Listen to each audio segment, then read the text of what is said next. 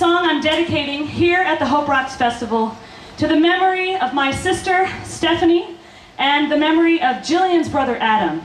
They both had amazing lives, but they were cut too short because of their struggles with addiction. My sister died this year in March, and saying goodbye to her is something that continues to be incredibly challenging every single day. And I am hoping that by singing this song, Oh Right, Oh Wrong, which I wrote for her and which I wrote for Adam, I can continue the healing process. So we're hoping that with this festival, Hope Rocks, we can break through so that there are less families that are suffering as my family is suffering now.